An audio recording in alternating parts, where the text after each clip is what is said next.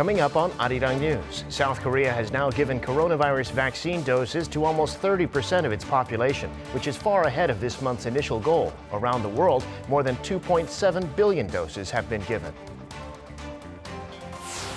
Data show South Korea's population declined in April for an 18th month in a row. It's projected to start shrinking significantly in the next few years, which will put massive pressure on the social safety net.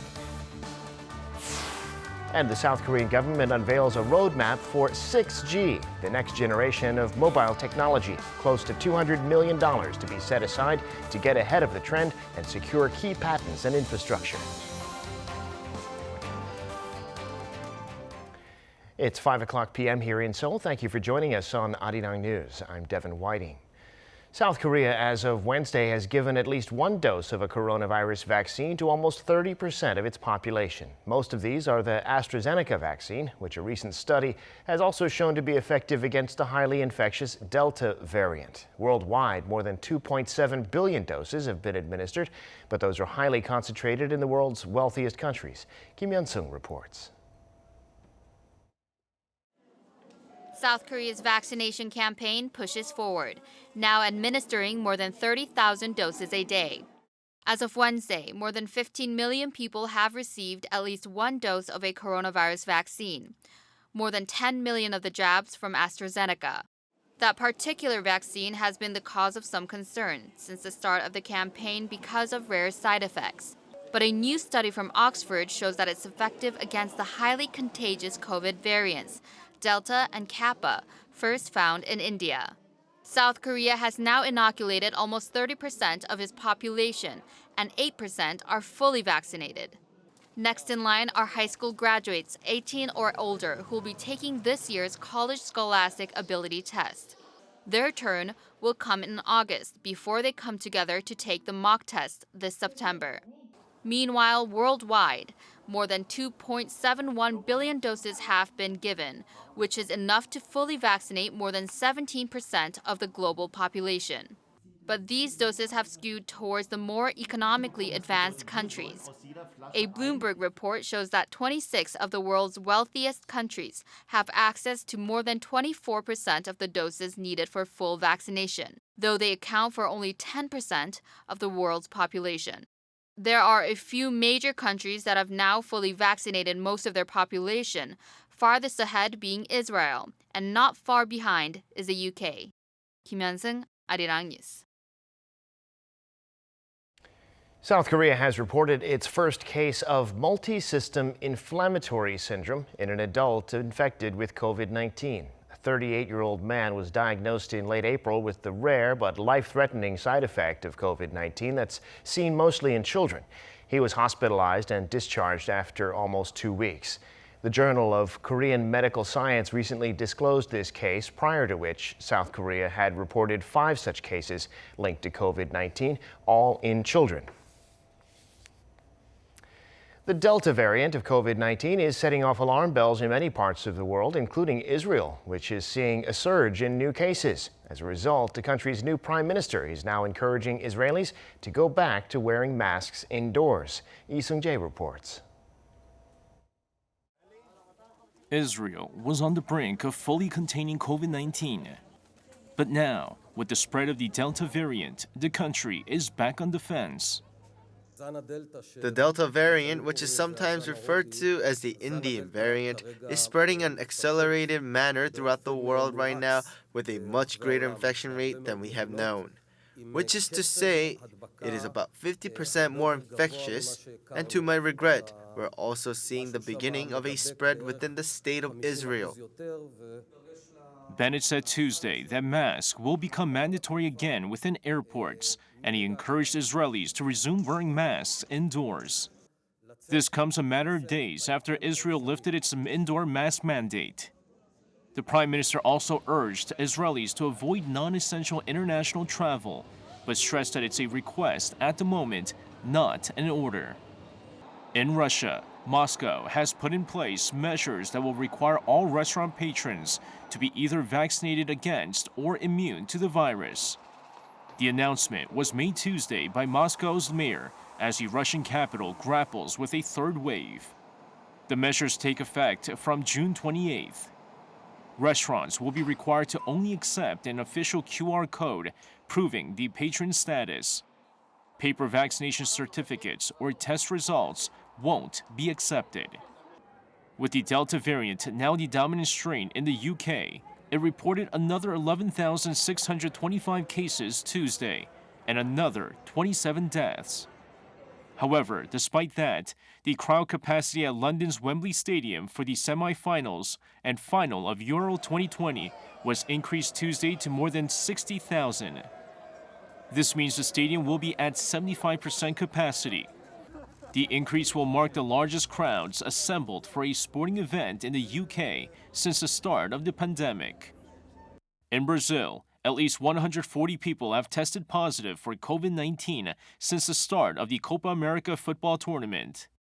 42 cases were reported among players and members of national teams. 92 among staff members. Brazil was chosen to host the tournament this month, despite concerns about the rapid spread of COVID-19 in the country. 이승재, Arirang News.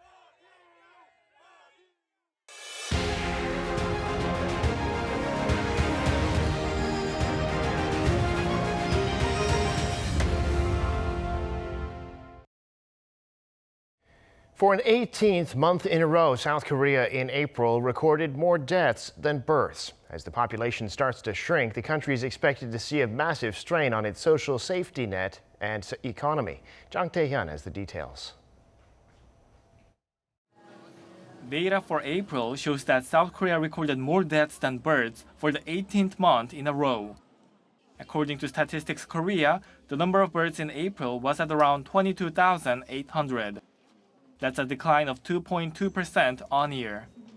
More babies were born in the cities of Busan and Gwangju, but not in Seoul or Daegu.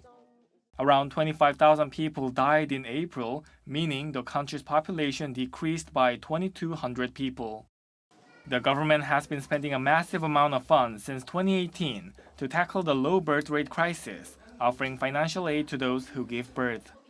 But experts say that the funds cannot stop the falling population, and added that the government has to work more on childcare and education policies.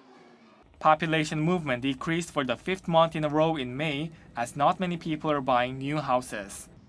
Data from Statistics Korea shows that 557,000 people moved to other regions of the country, leading to a 2.2% fall. The decline in population movement is related to housing business cycle indicators. The sales of houses over the last 3 months has fallen. Meanwhile, Finance Minister Hong Nam-gye said on Wednesday that without any special measures, South Korea will face a so-called age quake, social issues arising from an aging society starting from 2030 to 2040, and added that the economically inactive should enter the labor market to help the country's economy. Jang Tae-hyun, Arirang News. The global 5G industry is still in the early stages of commercialization, but South Korea is already preparing for the next step, 6G. The government set aside an enormous budget and is laying out a multi-year R&D roadmap. Kim Sung-min reports. South Korea is preparing for the next generation of communication technology, injecting around $190 million into 6G research and development. On Wednesday, the Ministry of Science and ICT revealed its preliminary roadmap, which is the follow-up to a recently discussed partnership with the U.S. During their bilateral summit in Washington last month, South Korea and the U.S. agreed to establish a 6G partnership and expand R&D cooperation. South Korea's 5-year roadmap includes securing core source technology, taking the lead in international standards and patents, and creating a foundation for research and industry. Most of the budget will be invested into 10 core strategic technologies, like low-orbit communication satellites and an ultra-precision network. During the first year, the government aims to flesh out the roadmap and build a framework.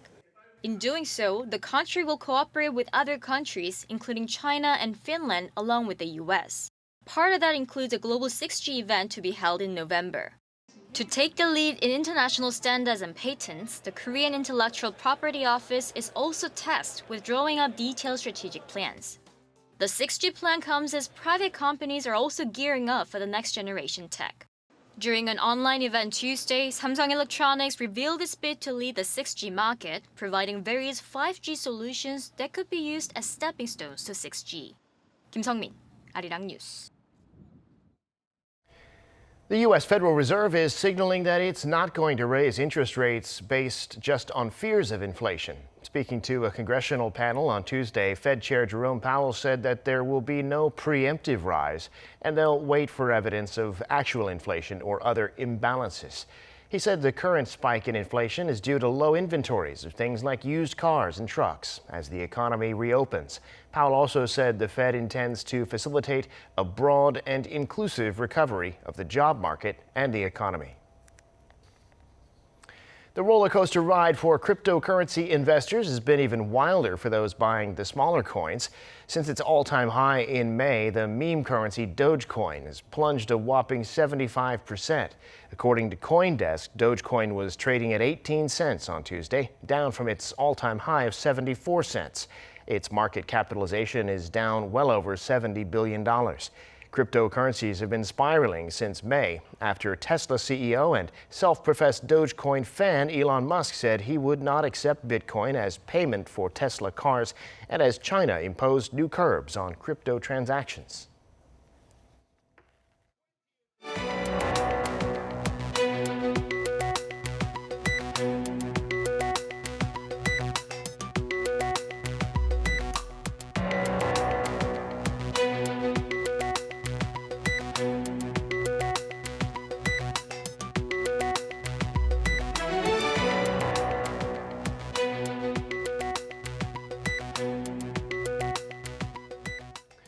Many of us will have had the experience of dealing with a computer automated voice when calling customer service. It can be frustrating if the AI doesn't understand what you're saying. On the other hand, AI is advanced enough to write simple news articles about sports and finance, even if they do need a human touch in the end. But there's a new generation of AI in development in the form of language models from South Korea's tech giants, as well as Microsoft, Google, and Facebook. Experts say this will be the next big breakthrough in artificial intelligence. Today, I'm joined in the studio by our Pei Eun-ji, who's been looking into this technology and is here to get us all up to speed. Eun-ji, great to have you here today. Good afternoon. Well, all this sounds quite complicated, Eun-ji. Break it down for us a bit, if you would. What is an AI language model? So, put it simply, an AI language model is a system that can analyze and use data sets, and it has a strong resemblance to the human brain. A human brain has 100 trillion synapses, which are the structures that enable neurons to carry messages through the brain. In an AI platform, the thing that is similar to the synapses are called parameters. They are variables used to pass information in the computer program. So more parameters means better AI. One of the largest language models ever trained is GPT-3, a model with 175 billion parameters. GPT-3 was created in May 2020 by OpenAI, a research firm co-founded by Elon Musk. It's not open to the public just yet, but it can write essays, summarize long text, and even write tweets just like humans. Also, it can convert our words into computer code. So using this, anyone can easily make an app or create website layouts, even people like myself who don't know anything about programming. Well, that goes for me too, Eun-ji. So this sounds like something that could revolutionize all kinds of creative aspects of business and interactions with humans in customer service and also all kinds of media, really. How about Korean companies? Are there any that have created their own AI language models? Well, yes. Last month, South Korea's biggest web service operator, Naver, unveiled its language model called HyperClova, trained in the Korean language.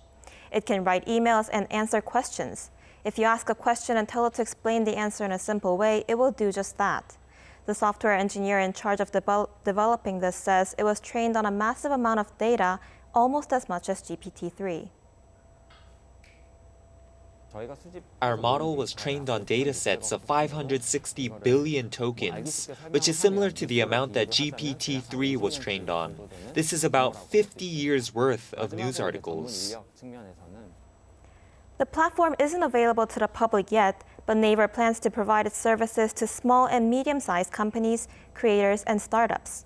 Right now, it's used in the Naver search engine to provide a wider range of search suggestions. It helps users when they don't know how to spell something or when they don't know the right words to use. In the future, Naver hopes this service will help provide some level of companionship for lonely seniors, like as a conversation partner.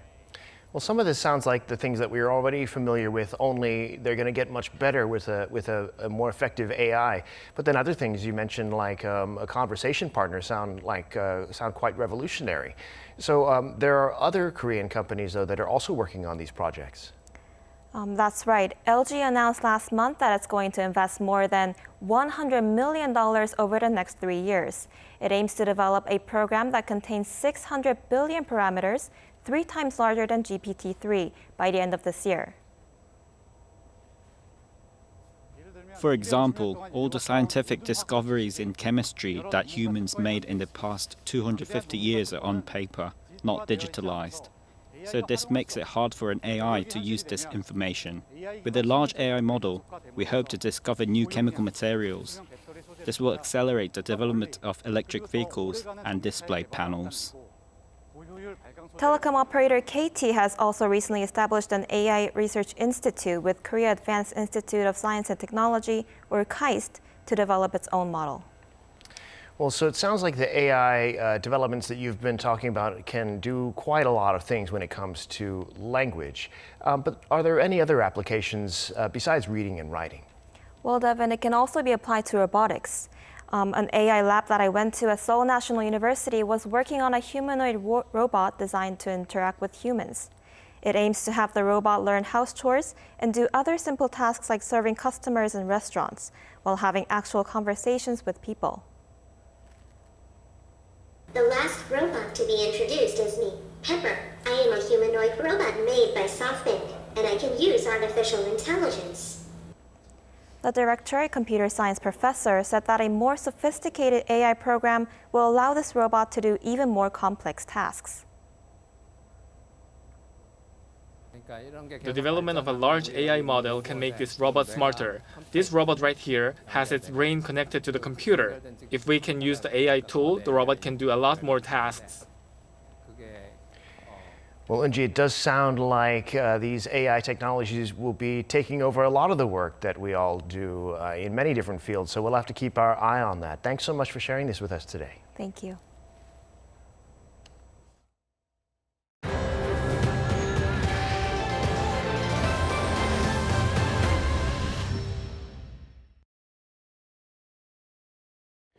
U.S. President Joe Biden is giving another chance to Chinese mobile apps like TikTok and WeChat, lifting the bans that were imposed by the Trump administration. Kim Yo-sun has more.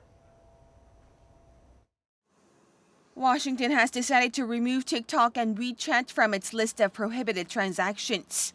The U.S. Commerce Department says the decision comes as President Biden decided to withdraw a series of executive orders implemented by the Trump administration that blocked new U.S. downloads of both Chinese-owned apps. Beijing welcomed the move, describing it as a, quote, positive step. This is a positive step in the right direction. China has always urged the U.S. to respect the principles of market economy and international economic and trade rules, immediately stop generalizing the concept of national security, and stop the abuse of state power to wantonly suppress Chinese technology companies and treat Chinese companies in a fair, just and non-discriminatory manner. It added the Chinese government will continue to safeguard the legitimate rights and interests of Chinese enterprises. However, President Biden also ordered the Commerce Department to continue monitoring such applications that could pose a threat to Washington's national security. In September 2020, the Trump administration banned the use of TikTok and WeChat in the U.S., citing security concerns. It imposed a similar order in January targeting 8 other Chinese apps, including Alipay and WeChat Pay. Kim Yo-sun, Arirang News. Meanwhile, more than 40 countries are pressing China to give the UN immediate access to Xinjiang province to look into reports that more than 1 million people, mostly Muslims of the Uyghur ethnic group, are being unlawfully detained there. The joint statement, read Tuesday by Canada's ambassador to the UN, spoke of Uyghur Muslims also being subject to torture and forced labor. The UN High Commissioner has been trying to negotiate access to Xinjiang since 2018.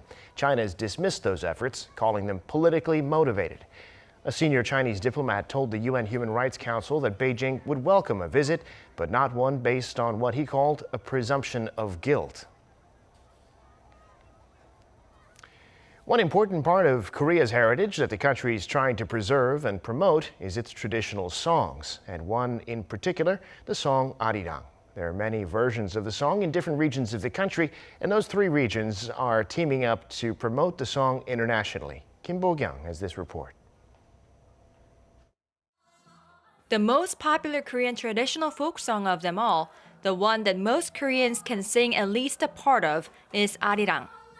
Being a song that captures the spirit of the Korean people, a startling 60 different versions exist, with their lyrics and melodies differing region by region. Three of the best-known versions are Jeongseon, Miryang, and Jindo Arirang, all named after specific provinces. As 2022 marks the 10th year since Arirang was listed as a UNESCO Intangible Cultural Heritage of Humanity, the mayors of the three regions are joining arms to promote the song both at home and internationally as well. The spirit and culture of people is increasingly significant. As we usher in the post-COVID era, our regions will upgrade the identity of Arirang so more people around the world can enjoy and show interest in the song.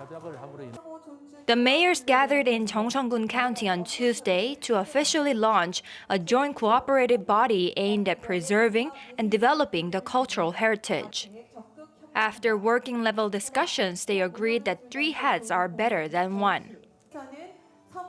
Our three regions plan to globalize Arirang through academic symposiums, exchange performances and exhibitions, along with education and research. If semiconductor chips are the core of the Korea's industry, the chip of Korea's culture is Arirang. With Arirang in the center, we believe performances and culture can be expanded. To celebrate the day, a show was laid on, including a musical show containing a variety of performances of Arirang. The first step of the journey to make global audiences aware of Arirang has begun, as the three regions have announced that they will join together to pass on the values and heritage of Korea's representative folk song. Kim Bo-kyung, Arirang News, Jeongseon. One of Seoul's major attractions, Kwangkhan Moon Square, will be getting a makeover by next April that'll include even more sites of historical interest to tourists. According to Seoul City, the square, which leads to Gyeongbokgung Palace, will display artifacts from the Joseon dynasty, newly excavated from the site, and a waterway resembling the drainage system used in that era. Other plans include a renovation of the underground exhibition halls dedicated to King Sejong and Admiral Lee Sun-shin. This comes after the city's new mayor, Oh Se-hun, announced that he will continue with the project started by his predecessor. Artificial intelligence will soon oversee the maintenance of the sewage system in Seoul. The Seoul Digital Foundation says it recently developed new AI tech that automatically detects malfunctions. Seoul has some 9,000 kilometers of pipes underground, and so to diagnose defects, engineers have had to look at hours and hours of video footage. But the new system screens that footage and finds irregularities on its own. Several districts in Seoul are currently running the system on a trial basis, and the plan is to take it citywide by next year.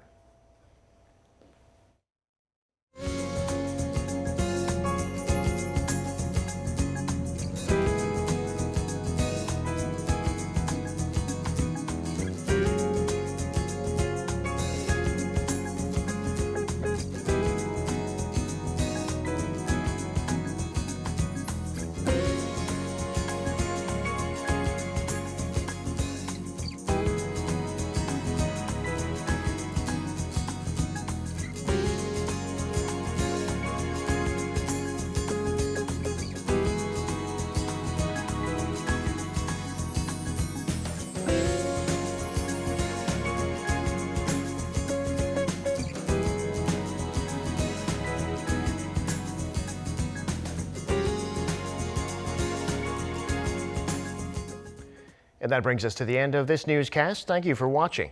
More live news coming your way at 7 p.m. Korea time.